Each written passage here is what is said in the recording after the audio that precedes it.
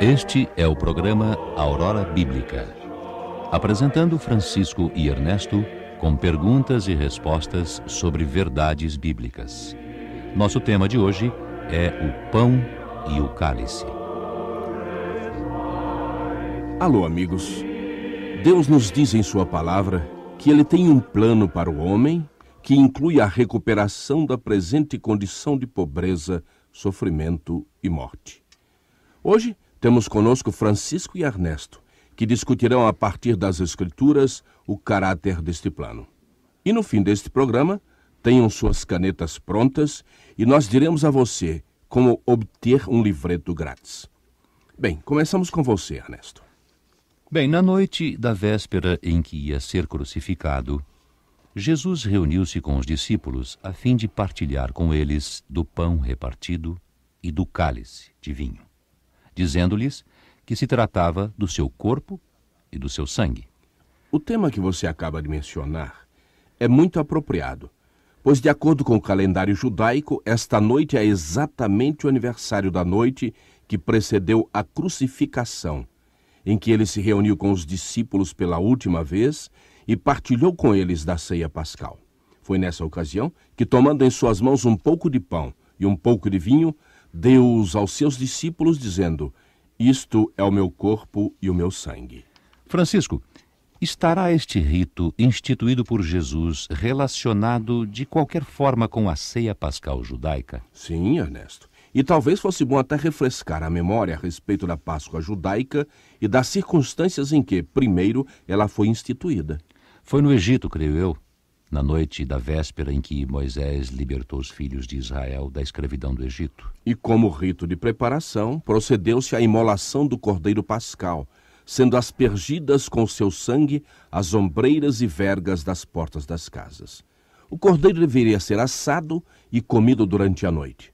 Os hebreus deviam estar preparados para abandonar o Egito a partir da madrugada seguinte. Francisco, a aspersão das ombreiras com o sangue do cordeiro destinava-se a proteger os primogênitos de Israel, não era? Sim, de fato. Deus tinha infligido várias pragas sobre os egípcios para forçar o faraó a libertar os israelitas. Agora viria a bater-se mais outra praga, a última da série, que consistiria na morte de cada primogênito nas casas dos egípcios. Os primogênitos de Israel escapariam à morte se estivessem sob a proteção do sangue do cordeiro pascal. Este episódio, no seu contexto simbólico, fornece-nos um precioso ensinamento em relação a um dos importantes aspectos do plano divino de salvação. Francisco, poderia explicar isso, por favor, um pouco melhor? Bem, imaginemos o povo de Israel sob a dominação do faraó como representantes da humanidade inteira condenada à morte por causa do pecado sob a autoridade suprema do notável capataz, Satanás. A libertação deles prefigurava a libertação da escravidão da morte que Deus havia projetado para benefício da humanidade inteira. O derramamento do sangue do cordeiro pascal prefigurava o derramamento do sangue de Jesus, que assim torna possível a libertação da raça humana em relação à morte. Será esta a ideia? Sim, mas tenha em mente que antes de Israel ter sido libertada como nação, já haviam sido salvos da morte cada um dos primogênitos de Israel. Que representava isso, então? No capítulo 12 do livro dos Hebreus, menciona-se a igreja dos primogênitos. Isto indica que aqueles que pertencem à verdadeira igreja de Cristo estavam já representados nos primogênitos de Israel. E assim como cada primogênito de Israel foi salvo da morte debaixo da proteção do sangue do cordeiro pascal, ainda antes da libertação de Israel, assim também a igreja dos primogênitos é salva primeiro, mediante o sangue de Jesus, e mais tarde beneficiará igualmente da libertação da escravatura do pecado e da morte. Será esta a ideia? É, sim. O apóstolo Paulo refere-se a Cristo como sendo o nosso Cordeiro Pascal. E João Batista, referindo-se a Jesus, disse: "Eis o Cordeiro de Deus que tira o pecado do mundo." Sendo assim, existe uma ligação muito estreita entre a ceia pascal observada pelos israelitas e a ceia memorial, última ceia, que Jesus instituiu na véspera de ser crucificado. Sim, de fato. No que diz respeito aos cristãos, a observância da ceia pascal original cessou com a morte de Jesus, que morreu assim como o antítipo Cordeiro Pascal. O nosso partilhar do pão e do cálice é feito em comemoração da sua morte. E é muito interessante, aliás, notar que Jesus morreu precisamente no dia destinado a comemorar a imolação do primitivo Cordeiro Pascal. Que era o 14º dia do primeiro mês do calendário israelita, chamado Nissan, creio eu. Isto mesmo, Ernesto. E este ano, o 14º dia do mês israelita de Nissan é o nosso dia 15 de abril.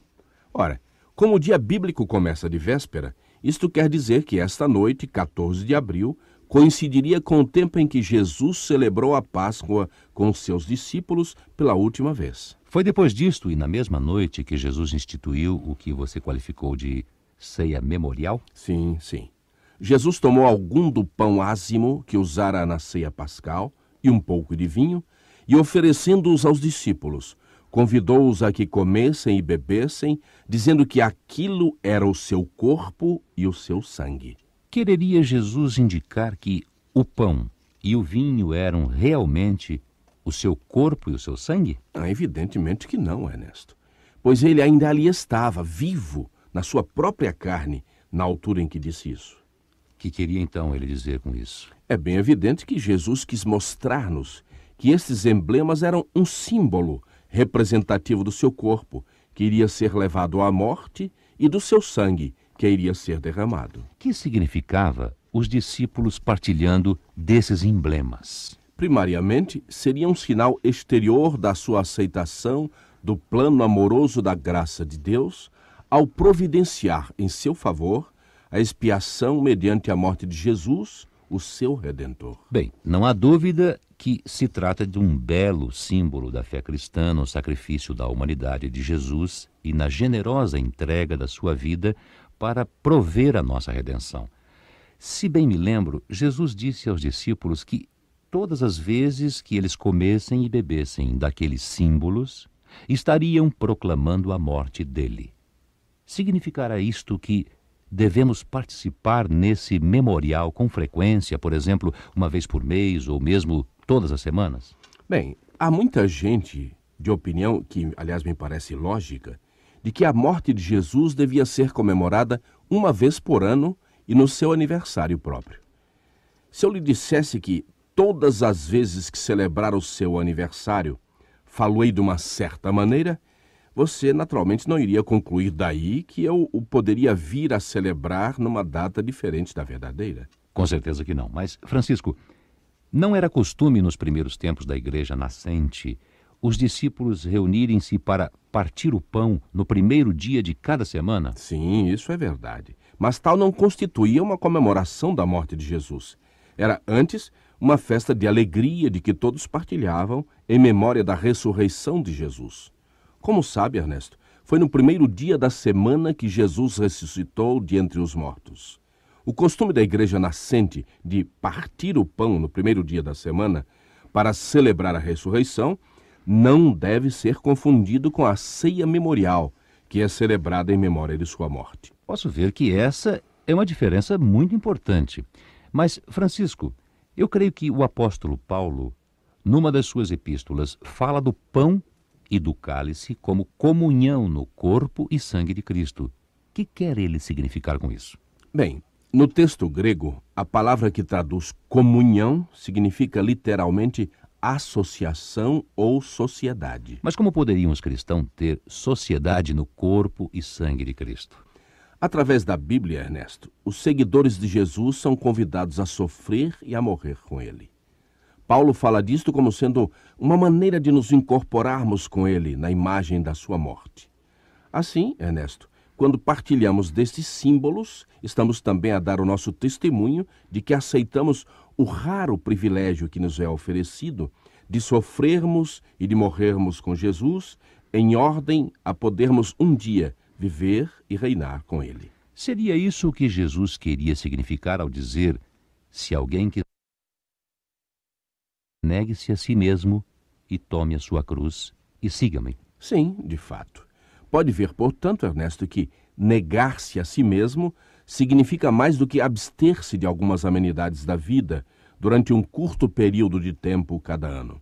Mas implica o completo sacrifício da vida de cada um, ao serviço da causa divina. Os que assim procedem têm uma partilha na associação com a morte de Jesus e serão exaltados à glória, honra e imortalidade com ele na ressurreição. Francisco, isso é maravilhoso. E os que assim seguem a Jesus estão representados nos primogênitos de Israel. Será isso? Sim, estes serão os primeiros a serem libertados da morte na ressurreição. Mas, tal como Israel foi libertada da escravidão, na manhã que se seguiu a salvação dos primogênitos, assim também será a humanidade inteira libertada da escravidão da morte, depois de efetuada a libertação do primogênito Antítipo. Isto quer dizer que, quando comemoramos a morte de Jesus como o Antítipo Cordeiro Pascal, o fazemos com todo júbilo, na certeza de que em breve, no devido tempo por Deus destinado, numa certa manhã gloriosa, a humanidade inteira será libertada da morte. Francisco, acontecerá isso naquela manhã profetizada por Davi, quando escrevia: ao anoitecer pode vir o choro, mas a alegria vem pela manhã, Salmo 35? Sim, Ernesto, realmente. É admirável saber que a graça de Deus, ao oferecer a redenção por meio do sangue de Cristo, estender-se-á muito para além dos crentes da idade atual. Esta é, aliás, uma das verdades fundamentais da Palavra de Deus, que vem claramente exposta no livrinho intitulado Expiação, Atonement. Francisco, essa oportunidade de salvação será extensiva a todos aqueles que tiverem morrido na descrença? Sim, a não ser que eles tenham pecado contra a luz com pleno conhecimento e de inteira e livre vontade. Ao contrário da classe dos antítipos primogênitos, o mundo em geral não receberá uma recompensa celeste, mas será restaurado para a vida na terra na categoria de humanos. É a estes que se aplicam todas aquelas promessas maravilhosas do Antigo Testamento que descrevem os benefícios terrestres, tais como construir cada qual a sua própria casa para nela habitar, plantar vinhedos e deles colher os frutos para comer, os cegos recuperando a vista e assim por diante. O Senhor afirma que limpará as lágrimas das faces lacrimosas. É verdade que muita gente não consegue imaginar como vai ser extensiva e de muito longo alcance toda a obra de expiação que está projetada e que tem de ser cumprida antes do plano divino de salvação atingir o seu auge. Com certeza, Ernesto. E agora nós vamos pedir a você, Ernesto, que fale aos nossos ouvintes sobre um livreto. Bem, nós esperamos que vocês tenham, em primeiro lugar, gostado desta discussão. E você poderá ganhar um livreto grátis sobre o plano de Deus. Encomende já o referido livreto, que lhe será enviado grátis e livre de encargos, se escrever para Francisco e Ernesto. Caixa Postal 60, Estação Geral dos Correios, Cidade de Nova Iorque, 10116, Estados Unidos. Vou repetir. Francisco e Ernesto. Frank and Ernest.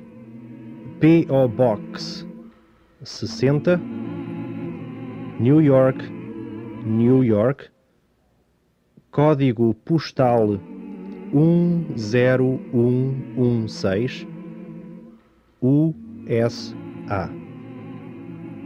Volte a escutar-nos na próxima semana, neste mesmo dia e à mesma hora, e traga consigo os seus amigos, e que Deus a todos abençoe.